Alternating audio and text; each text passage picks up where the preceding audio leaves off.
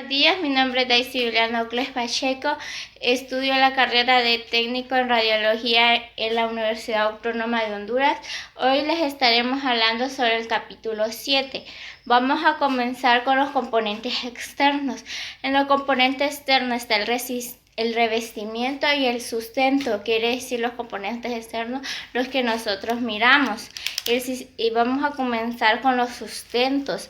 El sistema de sustento de techo es el que se usa con más frecuencia y consiste en dos conjuntos perpendiculares de guías colocadas en el techo. Esto permite tanto un desplazamiento longitudinal como un transversal del tubo de rayos X. El técnico radiólogo puede escoger entre otras opciones de cómo utilizar el movimiento del sistema. Ahora el sistema de sustento suelo-techo tiene una columna simple con rodillos en los extremos, uno acoplado al sistema de guías colocadas en el techo. En el sistema de guías colocadas en el suelo únicamente se usan 1 a 2 guías. Ahora vamos a hablar sobre el revestimiento protector, que es otra parte del componentes externos.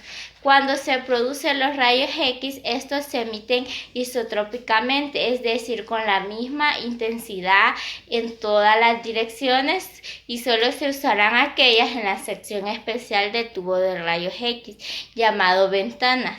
Los rayos X emitidos desde la ventana se conocen como un haz útil del revestimiento protector y evita una excesiva exposición de la radiación y las descargas eléctricas. Ahora la carcasa de metal o de vidrio. La carcasa se puede construir de metal o de vidrio. Un tubo de rayos X es un tubo de vacío electrónico con sus componentes contenidos en la carcasa. De vidrio o de metal es un tipo especial que contiene dos electrones, a donde está el ánodo y el cátodo, uno de 30 a 50 centímetros. La carcasa de vidrio está hecha de pires con la capa resistente al tremendo calor que genera el generador. La carcasa es como un contenedor que mantiene el vacío del tubo de rayos X. Ahora la carcasa de metal contiene un potencial eléctrico y constante entre el electrón de la corriente del tubo y de la carcasa. Por lo tanto, tiene una vida más larga. Ahora vamos a hablar sobre lo que es los componentes internos. Los componentes internos está el cátodo y el ánodo, lo cual que nosotros no podemos ver. Vamos a comenzar con el cátodo.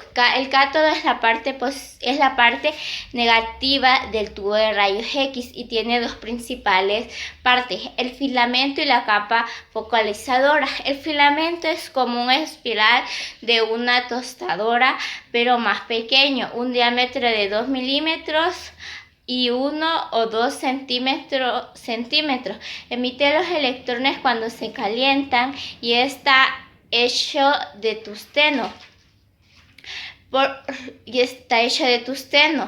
Por lo cual se dice que la capa focalizadora está incrustado los electrones, está incrustado el filamento en una capa focalizadora. Esta mente están las cargas negativas, por lo que confina el haz de electrones a una pequeña área del ánodo. La eficacia es determinar el tamaño y la forma. Ahora vamos a hablar sobre la otra parte que está en las capas, que es el ánodo. Es la parte positiva del tubo de rayos X. Hay dos tipos de ánodo: ánodo rotatorio y ánodo estacionario. El ánodo estacionario se usa en el sistema de imagen dental con rayos X, algunos sistemas portátiles y otras unidades. El ánodo conduce electricidad, irradia calor y contiene el blanco. El ánodo rotatorio es el tubo de rayos X con ánodo con el ánodo y permite el haz de electrones interactuando con un área del blanco mucho mayor, y por lo tanto el calor del ánodo no se confina en un solo punto en un tubo de ánodo estacionario. Ahora lo que vamos a hablar es sobre el blanco. El blanco es que se dicen a donde chocan los electrones que vienen del cátodo al ánodo.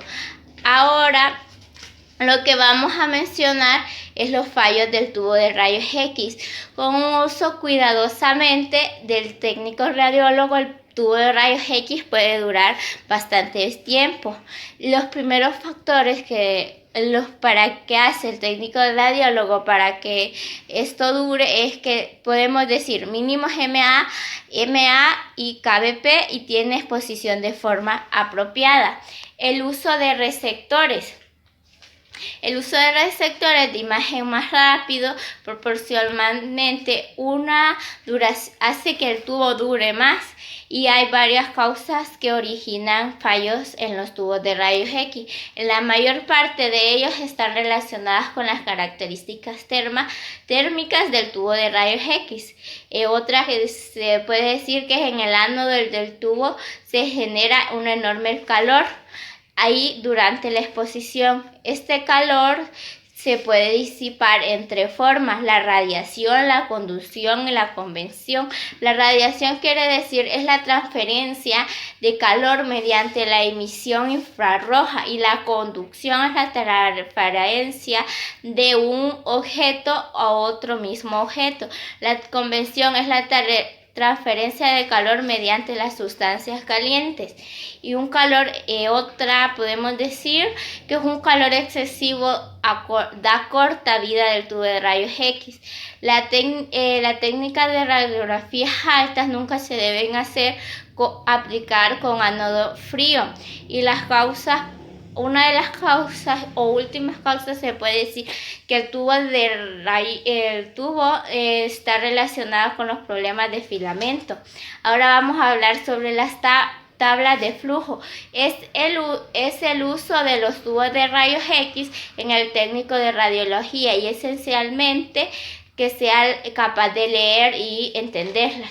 Las tablas del flujo de radiográfico quiere decir que es la más importante, debido a que se exprese que el técnico en radiografías son seguras y cuáles inseguras para el tubo de rayos X. Cada tabla mostrará la figura contiene una familia de curvas que representan varias corrientes de MA para evaluar donde MA cualquier combinación de KBP y tiempo se encuentra por debajo de la curva, no es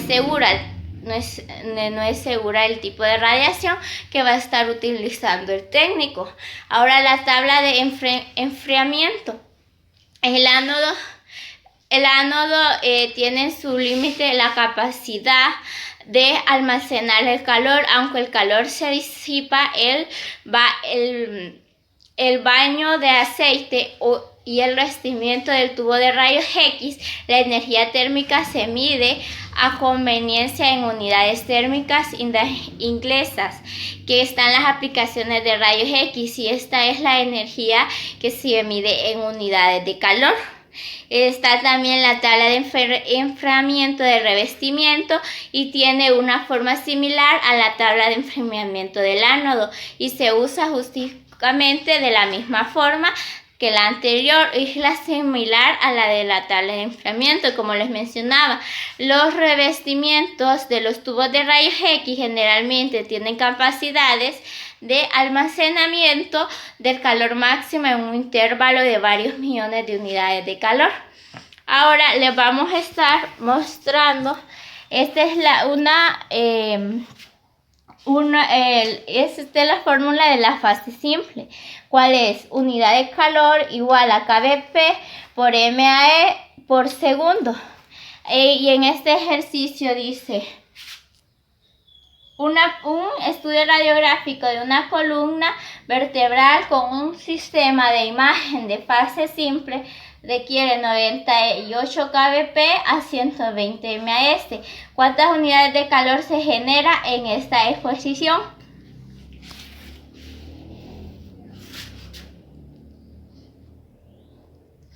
En esta exposición, lo cual vamos a hacer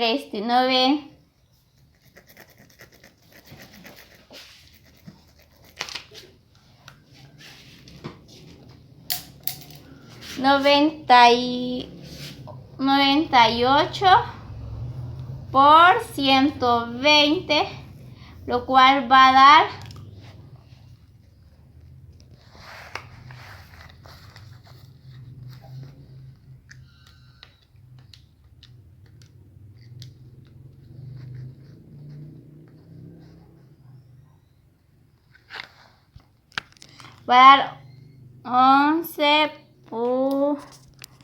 11.760. Entonces esto será el resultado. Espero que les haya gustado. Gracias.